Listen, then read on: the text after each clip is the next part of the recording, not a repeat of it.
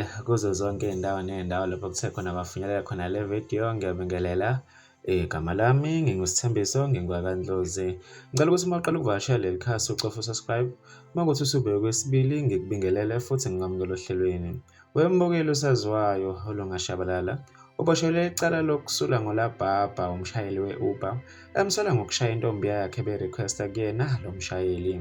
Kubeka ukuthi intombi kalungashabalala imbizile yambikela ukuthi sishaye umshayeli we-Uber ubese uyaphuthuma uLunga elibhekise endaweni yesigameko lapho afike khona egalaji lokwetha upetrol eSandton. uLunga ubese waphuma emotweni yakhe wamqhumisa ngolabhabha lo mshayeli obemlindile embuza ukuthi uyinika ubani intombi yakhe. Kuthe kusenjalo kwafika amaphoyisa abathatha abafaka evenini bonke bobabili. Mbukeli bekuzona-ke lezi ebengikuphathele zona kuleli hora. Bekuvo lakho kwi-comment section mayelana nalolu daba.